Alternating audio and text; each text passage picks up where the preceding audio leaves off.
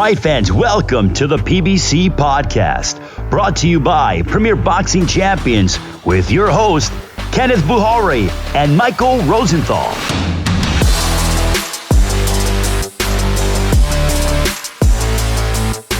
Welcome everyone to the PBC podcast. I'm Kenneth Bouhairie.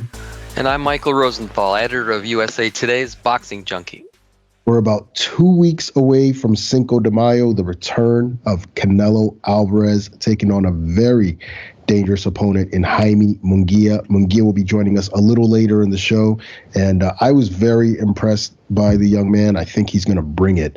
Also, last week we announced the full pay-per-view undercard. So let's take a look at each bout because each carries significance. Starting with the chief support, the interim WBC welterweight champion Mario Barrios taking on Fabian Maidana. First things first, Mike, what's your take on the matchup? Okay, so I didn't know too much about Maidana other than he's Marcos Maidana's brother. But after doing some research and watching a bunch of his fights, I think it might be a better matchup than some people realize, even though Maidana isn't ranked by the major sanctioning bodies. Barrios is in a good place right now. You know, he had that rough period when he lost to Tank Davis and Keith Thurman, but he bounced back to beat Giovanni Santiago and then former title holder Yordenis Ugas last year, which gave him the interim title. That was a big win for him. He made it clear that he's one of the top 147 pounders. So he should win this fight, but Maidana's no pushover in my opinion. I think you're going to see that on May 4th. Is this, in your opinion, a trap fight for Barrios? As I said, Barrios deserves to be the favorite. You know, this is a step up in opposition for Maidana, which means if nothing else, we're not sure what he's capable of. I think what I've seen of him on video, though, makes me believe that he's actually pretty good. He isn't the beast his older brother is, Marcos Maidana, who gave Mayweather those tough fights.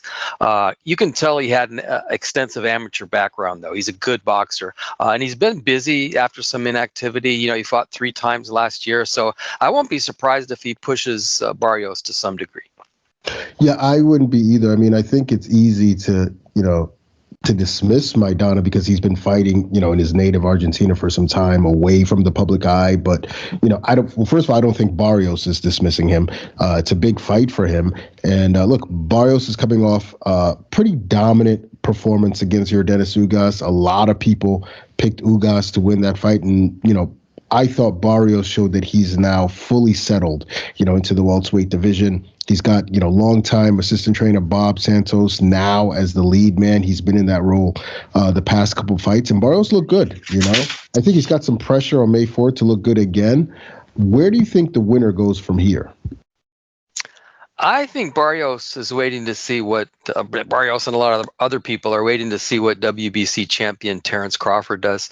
It looks like he might move up in weight, which should open the door for Barrios if he wins on May 4th. Cody Crowley sits right below Barrios at number 1 in that sanctioning body. Maybe they fight for the vacant title later this year. If Maidana is able to win the fight, he's suddenly a major player. He becomes interim champ, which means a title fight could be next for him too. So there's a lot at stake on May 4th. Yeah, I mean, I think the winner has a couple options. You mentioned Terrence Crawford, and look, him moving up to 54 and the winner becoming elevated to full champion, maybe a unification. Who knows? Who knows what will happen? But we'll get to all that in a bit. Let's move on to the next bout on the pay-per-view. Interim WBC featherweight champion Brandon Figueroa against former champ Jesse Magdaleno. Interesting matchup, I think. What do you think? I like it. I like watching Figueroa against anyone, because of his swarming style. But I also think Magdaleno is a legitimate test for him if he's at or near his best, at least on paper. Magdaleno is a former 122-pound title holder, still only 32 years old. And while Magdaleno is more of a boxer than a banger, he's not afraid to mix it up. So it should be a fun matchup. Yeah, I think so. I mean, I was just about to ask you what kind of fight are you expecting from these two, but I guess, what we can always expect from a Brandon Figueroa fight, right? Well, he kind of forces the other guy to fight his fight. I think Magdaleno is going to try to use his boxing skills and pick his spots to attack, which could work for a while, maybe longer, who knows. he won't get outboxed like he did in his last fight against Raymond Ford, in a title fight. Ford's a really slick, really good boxer. Magdaleno's problem could be that he's facing an unusually strong, durable 126-pounder in Figueroa, who's just absolutely relentless. I don't know whether Magdaleno is going to be able to handle the pressure for 12 rounds. I don't know if anybody can. It's very, very difficult fighting Figueroa. And I don't know whether he has that kind of skill or the ability to hurt Figueroa, which he might have to do in order to win this fight. So we'll see. Where do you think the winner goes from here? Well, Figueroa is the interim belt holder. He's first in line to fight for the full title, which is held by Ray Vargas. And Figueroa says he wants that fight. Right. So maybe that's the fight. And again, Magdaleno's coming off the setback against Ford. If he can beat Figueroa, he's back near the top and in position again to fight for a major belt. So maybe Vargas would be next for him. I don't know. So this is another significant matchup with a lot of ramifications. Yeah, it certainly does. And obviously when we had Figueroa on the podcast a few weeks ago, he did mention Ray Vargas. That's who he's targeting, and perhaps even Fulton for the winner too. Who knows? Now, opening up the pay-per-view, a 147-pound showdown between two unbeaten fighters, WBA titleist Eimantas Stanionis against Gabriel Maestre. Mike, what can you tell us about these two welterweights? Two really good fighters, who met as amateurs, by the way. Stanionis won a decision. Stanionis has good technique. He was a 2006 Olympian for Lithuania, but he's known as much for his fitness and durability, which has served him really well as an unbeaten professional. He's just a rock in every way. Maestre also was an amateur standout, a two-time Olympian for Venezuela, and he also medaled in one of the world amateur championships. He's one of those guys who was so advanced as an amateur that he was put on a fast track as a pro. He only has, 7 fights? Yeah. Not many. The guy knows how to box for sure. He's not a stick and mover kind of guy though. He fights, which should make this an interesting matchup. He won a disputed decision over Michael Fox and then drew with Tara Shalestiuk, but he looked sensational his last fight. He stopped hot prospect Trevon Marshall. So this is a fascinating matchup of old rivals. Yeah, and he's coming into this fight pretty confident, I'm sure. A lot of people have talked about this possibly being the best matchup on the card. Why do you think this might steal the show? As I alluded to, just two tough, determined warriors with a high level of skill and the willingness to mix it up. Plus I think it's evenly matched. More or less a 50-50 fight, although Stanionis is farther along as a professional. It's just a really, really good matchup. Maybe the best matchups in terms of being closest to a 50-50 matchup. Yeah, possibly. And where do you think the winner goes from here? Stanionis has been on the precipice of a title fight for some time. I don't think it'll come against Crawford, who I think is going to move again, who I think is going to move up. It'll come against another top WBA contender if he wins on May 4th. The most interesting to me, maybe to anybody paying attention, is Errol Spence Jr., or it could be number 1 ranked Shakram Giasov. He actually beat Stanionis in the 2016 Olympics, went on to win the silver medal. I didn't know that till I did the research. I think Maestre will get that shot. He'll get that shot if he beats Stanionis. So he's ranked number 4 by the WBA right now. So again, a lot at stake.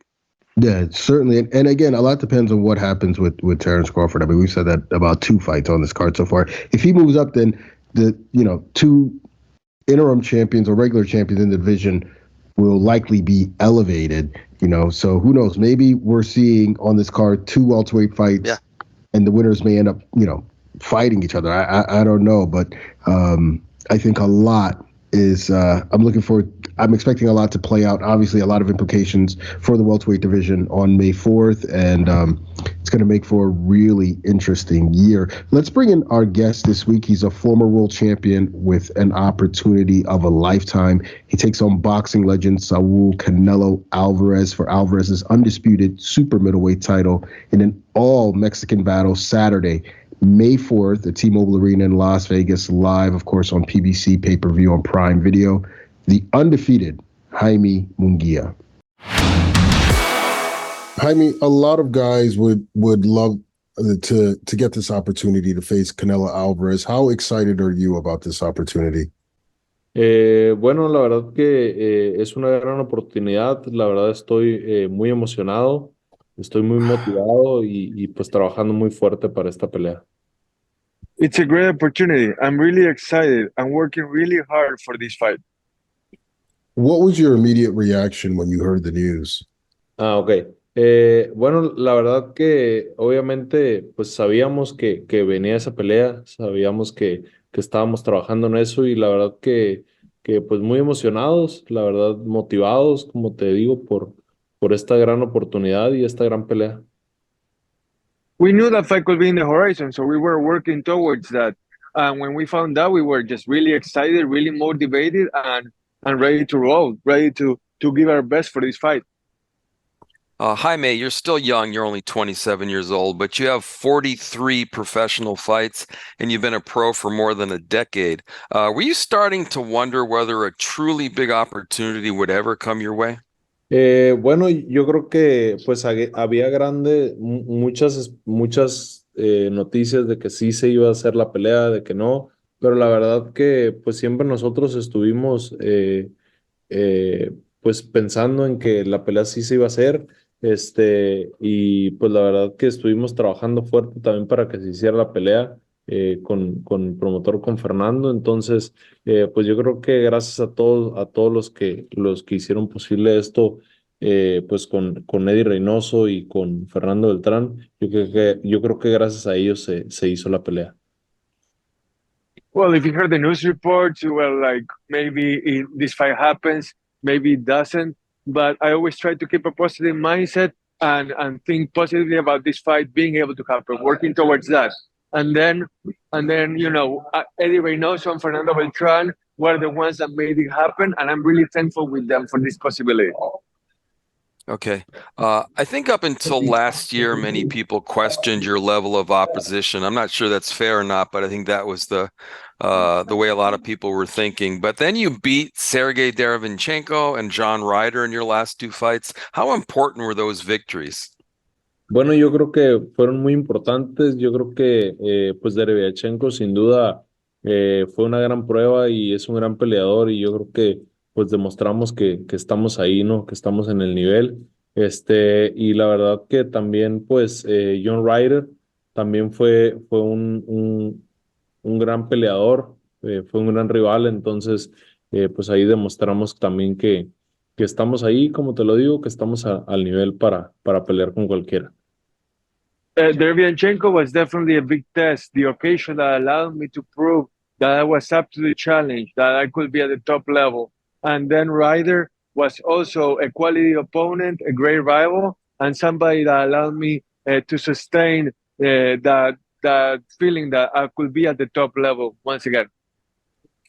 What did you learn about yourself in those fights against Derevyanchenko and Ryder? Bueno, yo creo que pues hay muchas cosas que siempre se aprenden pelea tras pelea y preparación tras preparación. La verdad que pues las dos peleas me han dejado grandes experiencias y la verdad pues gracias a eso pues seguimos avanzando y seguimos creciendo. Every fight, every training camp gives you new lessons, new experiences. And I fully believe that thanks to that, I keep growing and I keep improving. That's the most important thing. For those two fights, you worked with Freddie Roach over at the Wild Card Gym. Can you tell us how important or how that has helped your development? Bien, la verdad que pienso que me ha ayudado mucho, pienso que Freddy es un gran entrenador, es una gran persona y la verdad que pues me ha motivado y me ha hecho crecer mucho boxísticamente. Freddie is not only a great trainer, but also a great person. And he has motivated me to improve each and every single day in the gym. Jaime, how did you and Freddie connect in the first place?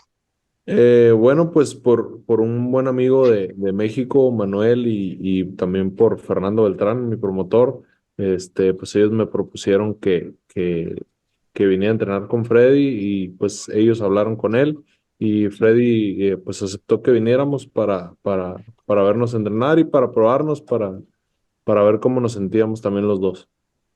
My friend Manuel back in Mexico and also my promoter Fernando Beltran, they had suggested to me about the possibility of training with Freddie. Then they talked to Freddie himself, who accepted the possibility of me coming over to the gym, and then we were able to get started, and it's all been very positive since then. Great. What has been the approach you and Freddie have taken in the gym? Was it simply to polish your all-around skill set, or have you focused on certain aspects of your game? Bueno, yo creo que estamos tratando pulir mi capacidad de boxeo en general. Estamos trabajando todo en general y yo creo que me ha servido mucho. We've been, like you said, trying to polish the all-around aspect of me as a fighter, and I think that it has served me immensely. It has been of great help to me. Where do you think you've improved the most, with working with Freddie specifically? Bueno, pues yo pienso que he mejorado mucho mi defensa y tal vez mi ofensiva, mi agresividad. I focused on my defense, improving it, and I believe that improvement that came on the defensive end was the catalyst to make me even better offensively as well. You've been very respectful of Canelo, who's a living legend now in Mexico. Is there a risk of being too nice or being starstruck? No, la verdad que no. Yo la verdad siempre tengo respeto por todos los peleadores. Obviamente, pues por Canelo le tengo un gran respeto como persona, como boxeador, pero pues arriba del ring ese respeto pues ya es una rivalidad. No, look, I respect every boxer, every fighter out there. I respect Canelo not just as a fighter, but also as a person.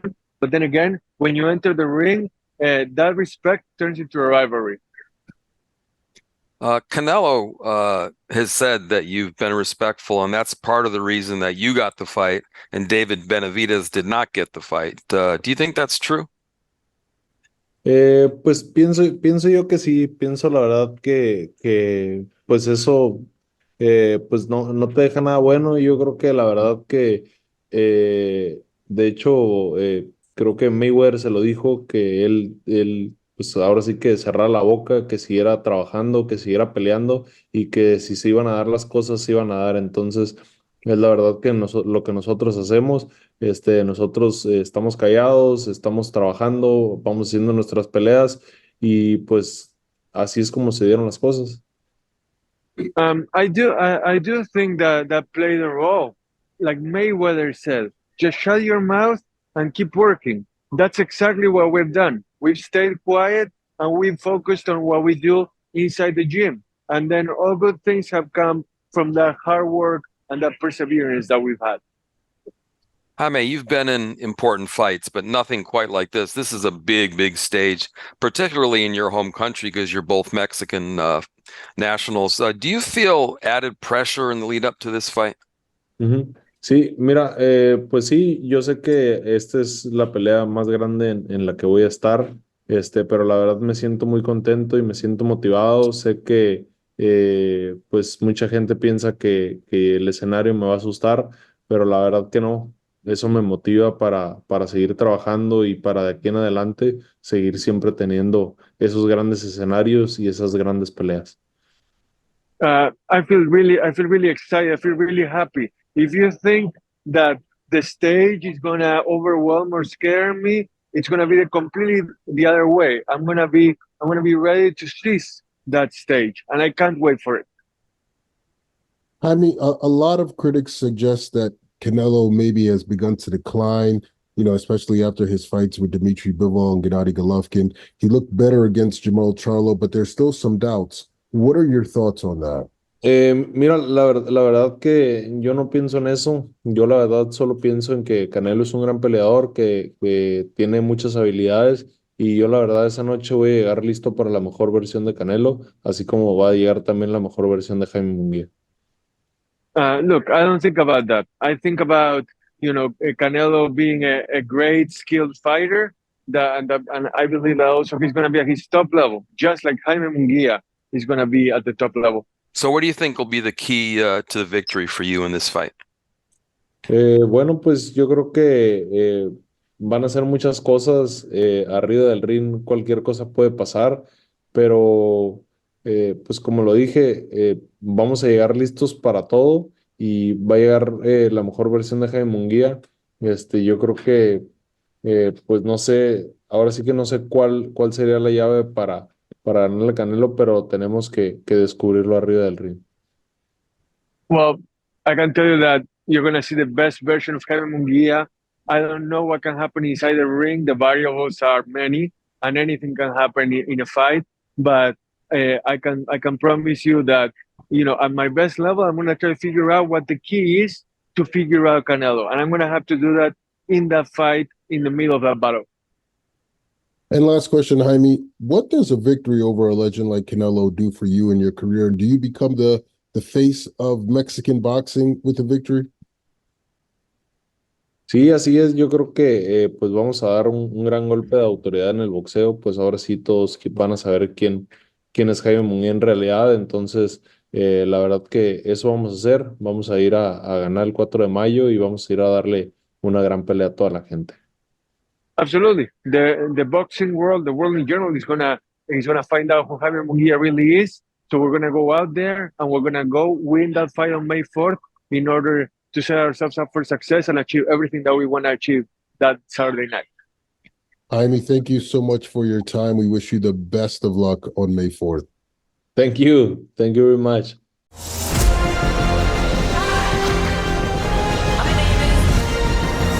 Canelo Alvarez. Jaime Munguia.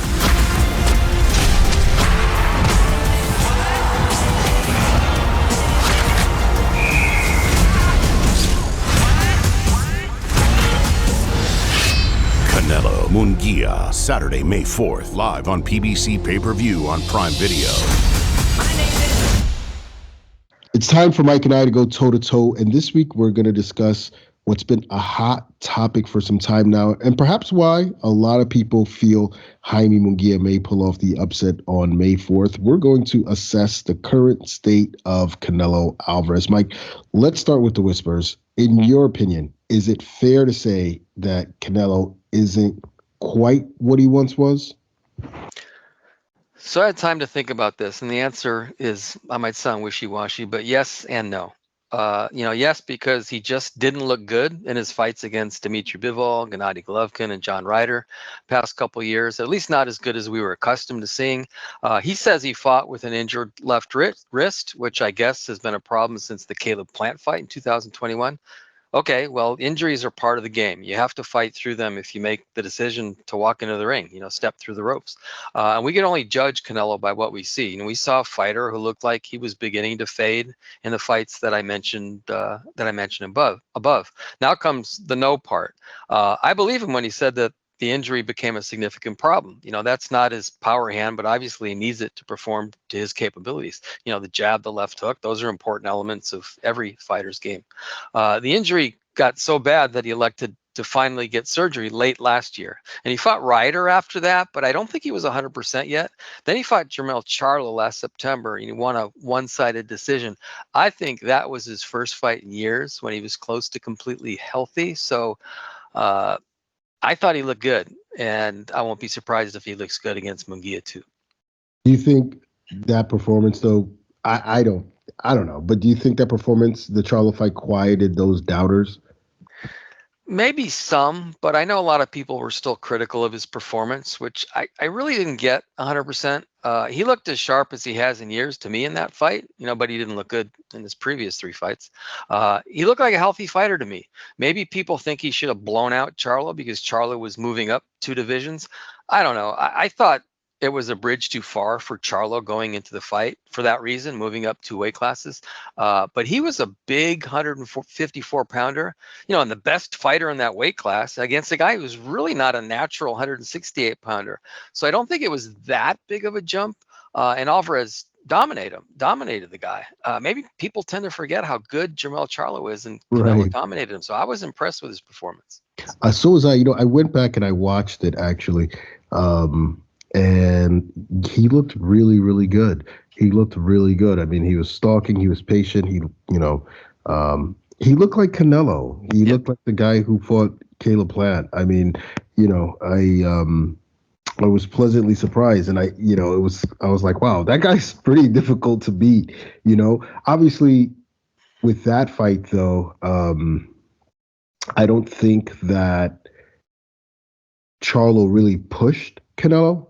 Tested his durability, so we could see where he's at. And maybe Munguia is able to do that. I feel like if something like that were to happen, then we could kind of see where Canelo's at, and if he's lost anything, if someone really pushes him. In your opinion, though, what will it take for Canelo to prove beyond doubt that he is the Canelo of old? I think a dominating performance against Munguia would help. Munguia is an unbeaten, young, hungry guy, coming off important victories over Sergey Derevyanchenko and John Ryder. He's a rising star. If Alvarez can dominate him, which I think is a possibility, it might start to change the minds of those who think he's declining. That said, it might take a victory over a David Benavidez or Bivol or Dmitry Bivol, or maybe Artur Beterbiev if he beats Bivol to get, to really change the way he's perceived by many of these people. And those would be two tough fights for anyone, including Canelo Alvarez. Alvarez is an all-time great, a future first ballot Hall of Famer, and he's still only 33 years old, for God's sake. I wouldn't put anything past him if he's healthy, and that's the key, obviously. Yeah, I agree. And for some reason, I'll be watching this Munguia fight really closely because I feel like, look, Munguia's to me shown a lot of improvement. Over the past couple of years, and specifically his two fights, and working with Freddie Roach over there in Wildcard Gym, and I just think he's more calculating, durable. I think he's settled in at 168. He's a volume puncher. He's strong. He's tenacious. Yeah, he has heart. He has power.